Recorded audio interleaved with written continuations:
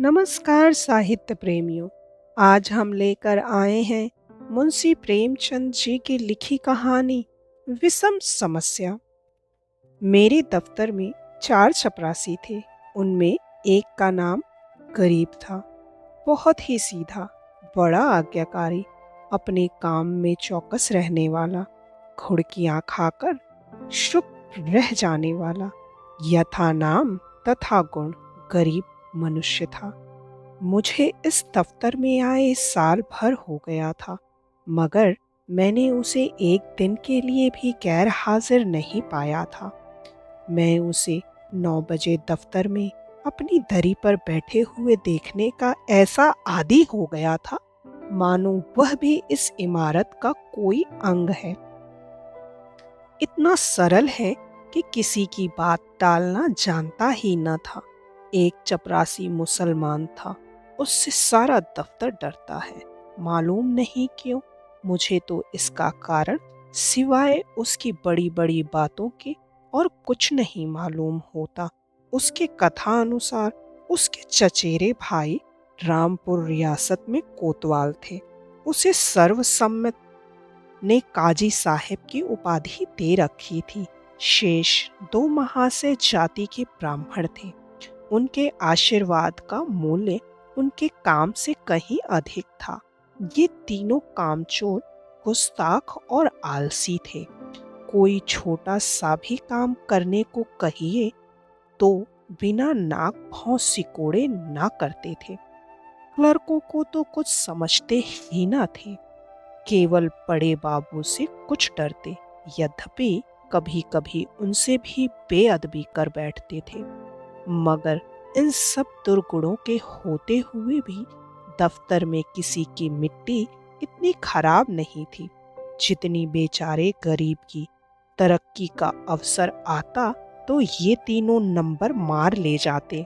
गरीब को कोई पूछता भी न था और सब 10-10 रुपए पाते थे, पर बेचारा गरीब सात पर ही पड़ा हुआ था। सुबह से शाम तक उसके पैर एक क्षण के लिए भी नहीं टिकते थे। यहाँ तक कि तीनों चपरासी भी उस पर क्रोध जताते और ऊपर की आमदनी में उसे कोई भाग ना देते थे। इस पर भी दफ्तर के सब कर्मचारी से लेकर बड़े बाबू तक उससे चिढ़ते थे। उसको कितनी ही बार जुर्माना हो चुका था और डांट फटकार तो नित्य का व्यवहार था। इसका रहस्य मेरी समझ में कुछ नहीं आता था। मुझे उस पर दया आती थी और अपने बर्ताव से मैं यह दिखाना चाहता था कि उसका आदर मेरी दृष्टि में अन्य तीनों चपरासियों से कम नहीं है। यहाँ तक कि कई बार मैं उसके पीछे कर्मचारियों से लड़ भी चुका था। एक दिन बड़े बाबू ने गरीब से अपनी मेज साफ करने को कहा। वह तुरंत मेज साफ करने लगा। दैवयोग से झाड़न का झटका लगा तो दावत उलट गई और रोशनाई मेज पर फैल गई। बड़े बाबू यह देखते ही जामे से बाहर हो गए। उसके दोनों कान पकड़कर खूब बैठे और भारतवर्ष की सभी प्रचलित भाषाओं से दुर्वचन चुन चुनकर उसे सुनाने लगे। बेचारा गरीब आंखों में आंसू भरे चुपचाप मूर्तिवत सुनता था, मानो उसने कोई हत्या कर डाली हो। मुझे बड़े बाबू का जरा सी बात पर इतना भयंकर रौद्र रूप धारण करना बुरा मालूम हुआ। यदि किसी दूसरे चपरासी ने उससे भी बड़ा अपराध किया होता तो भी उस पर इतना कठोर वज्र प्रहार ना होता। मैंने अंग्रेजी में कहा, बाबू साहब यह अन्याय कर रहे हैं। उसने जानबूझकर तो रोशनाई नहीं गिराई। इसका इतना कड़ा दंड देना अनौचित्य की पराकाष्ठा है। बाबूजी ने नम्रता से कहा, आप इसे जानते नहीं, यह बड़ा दुष्ट है। मैं तो इसकी कोई दुष्टता नहीं देखता। आप अभी इसे जाने नहीं। यह बड़ा पाजी है। इसके घर में 2 हलों की खेती होती है। हजारों का लेन देन करता है, कई भैंसें लगती हैं। इन बातों का इसे घमंड है। घर की दशा ऐसी ही होती तो आपके यहाँ चपरासीगिरी क्यों करता?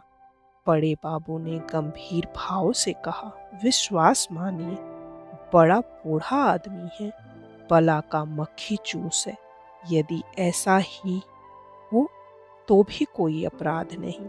अभी आप यहाँ कुछ दिन और रहिए तो आपको मालूम हो जाएगा कि यह कितना कमीना आदमी है। एक दूसरे महाशय बोल उठे, भाई साहब, इसके घर मनो दूध होता है, मनो ज्वार चना मटर होती है, लेकिन इसकी कभी इतनी हिम्मत नहीं होती कि थोड़ा सा दफ्तर वालों को भी दे दे। यहाँ इन चीज़ों के लिए तरस तरस कर रह जाते हैं। तो फिर क्यों ना जी जले? और यह सब कुछ इसी नौकरी की बदौलत हुआ है, नहीं तो पहले इसके घर में भूनी भांग तक ना थी। बड़े बाबू सकुचा कर बोले, यह कोई बात नहीं, उसकी चीज है, चाहे किसी को दे या ना दे। मैं इसका मर्म कुछ कुछ समझ गया। बोला, यदि ऐसे तुक्ष हृदय का आदमी है तो वास्तव में पशु ही है। मैं यह ना जानता था। अब बड़े बाबू भी खुले, संकोच दूर हुआ। बोले, इन बातों से उबार तो होता नहीं, केवल देने वाले की सहृदयता प्रकट होती है, और आशा भी उसी से की जाती है जो इस योग्य है। जिसमें कुछ सामर्थ्य ही नहीं, उससे कोई आशा भी नहीं करता। नंगे से कोई क्या लेगा? रहस्य खुला। बड़े बाबू ने सरल भाव से सारी अवस्था दर्शा दी। समृद्धि के शत्रु सब होते हैं, छोटे ही नहीं बड़े भी। हमारी ससुराल या ननिहाल दरिद्र हो तो हम उससे कोई आशा नहीं रखते, कदाचित हम उसे भूल जाते हैं, किंतु वे सामर्थ्यवान होकर हमें ना पूछें, हमारे यहाँ तीज और चौथ ना भेजे तो हमारे कलेजे पर सांप लौटने लगता है। हम अपने किसी निर्धन मित्र के पास जाएं तो उसके एक बीड़े पान ही पर संतुष्ट हो जाते हैं।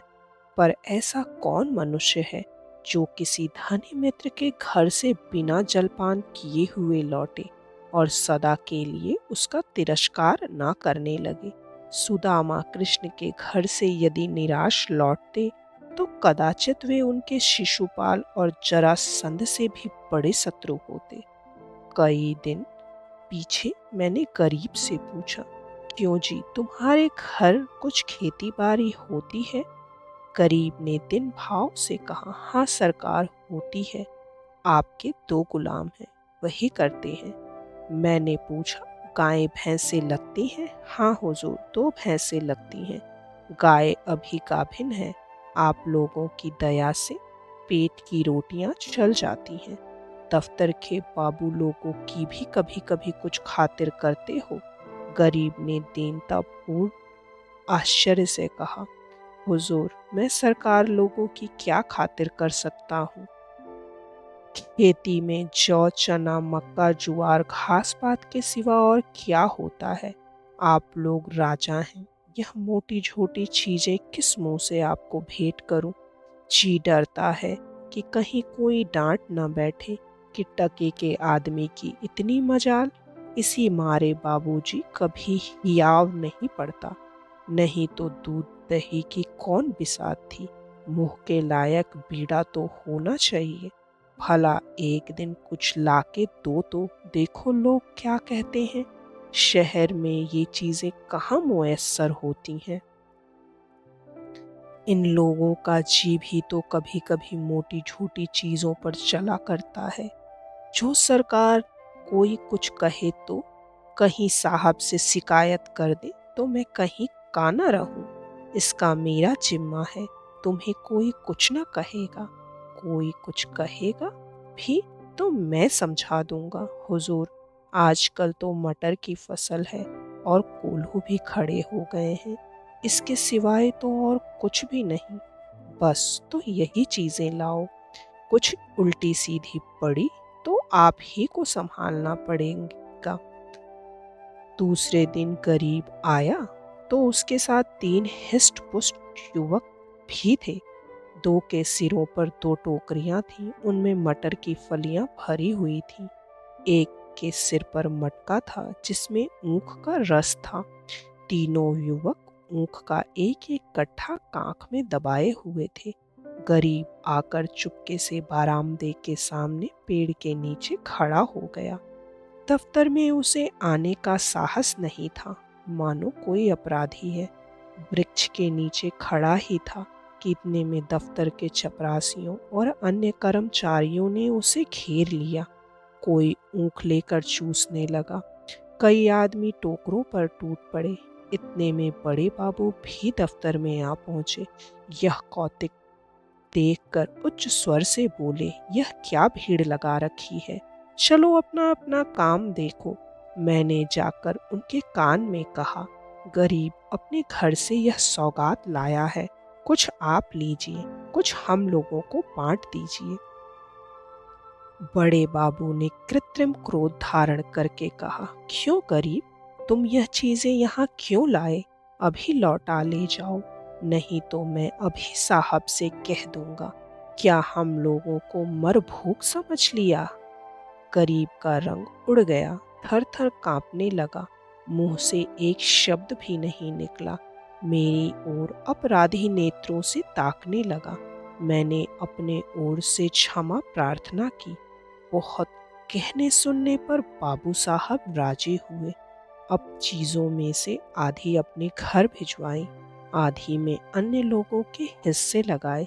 इस प्रकार यह अभिनय समाप्त हुआ। अब दफ्तर में गरीब का मान होने लगा। उसे नित्य घुड़कियां ना मिलती, दिन भर दौड़ना ना पड़ता, कर्मचारियों के व्यंग और अपने सहवर्गियों के कटु वाक्य ना सुनने पड़ते। चपरासी लोग स्वयं उसका काम कर देते। उसके नाम में थोड़ा सा परिवर्तन हुआ। वह गरीब से गरीब दाश बन गया। स्वभाव में भी कुछ तब्दीली पैदा हुई। दीनता की जगह आत्म गौरव का उद्भव हुआ। तत्परता की जगह आलस्य ने ले ली। वह अब कभी कभी देर से दफ्तर आता, कभी कभी बीमारी का बहाना करके घर बैठ रहता। उसके सभी अपराध अब क्षम्य थे। उसे अपनी प्रतिष्ठा का गुण हाथ लग गया। वह अब 10वें 5वें दिन दूध दही आदि लाकर बड़े बाबू को भेंट किया करता। वह देवता को संतुष्ट करना सीख गया। सरलता के बदले अब उसमें काइयापन आ गया। एक रोज बड़े बाबू ने उसे सरकारी फार्मों का पार्सल छुड़ाने के लिए स्टेशन भेजा। कई बड़े बड़े पुलंदे थे। ठेले पर आए गरीब ने ठेले वालों से 12 आना मजदूरी तय की थी। जब कागज दफ्तर में पहुंच गए तो उसने बाबू से 12 आने पैसे ठेले वाले को देने के लिए वसूल किए, लेकिन दफ्तर से कुछ दूर जाकर उसकी नीयत बदली, अपनी दस्तूरी मांगने लगा। ठेला वाला राजी ना हुआ। इस पर गरीब ने बिगड़कर सब पैसे जेब में रख लिए और धमका कर बोला, अब एक फूटी कौड़ी ना दूंगा, जाओ जहां चाहे फरियाद करो, देखें हमारा क्या बना लेते हो। ठेले वाले ने जब देखा कि भेंट न देने से जमा ही गायब हुई जाती है, तो रोध होकर 4 आने पैसे देने को राजी हुआ। गरीब ने अठन्नी उसके हवाले की और 12 आने की रसीद लिखवाकर उसके अंगूठे का निशान लगवाए और रसीद दफ्तर में दाखिल हो गई। वह कौतूहल देखकर मैं तंग रह गया। यह वही गरीब है जो कई महीने पहले सत्यता और दीनता की मूर्ति था, जिसे कभी अन्य चपरासियों से भी अपने हिस्से की रकम मांगने का साहस ना होता था। दूसरों को खिलाना भी न जानता था, खाने की जिक्र ही क्या। मुझे यह स्वभावांतर देखकर अत्यंत खेद हुआ। उसका उत्तरदायित्व किसके सिर था? मेरे सिर। मैंने उसे धूर्तता का पहला पाठ पढ़ाया था। मेरे चित्त में प्रश्न उठा, इस काइयापन से जो दूसरों का गला दबाता है, वह भोलापन क्या बुरा था। जो दूसरों का अन्याय सह लेता था, वह अशुभ मुहूर्त था। जब उसे मैंने प्रतिष्ठा प्राप्ति का मार्ग दिखाया, क्योंकि वास्तव में वह उसके पतन का भयंकर मार्ग था। मैंने बाह्य प्रतिष्ठा पर उसकी आत्म प्रतिष्ठा का बलिदान कर दिया। यदि इस प्रस्तुति ने आपके हृदय को स्पर्श किया हो, कृपया इस वीडियो को लाइक करें, शेयर करें और साहित्य सागर चैनल को सब्सक्राइब करना ना भूलें। धन्यवाद।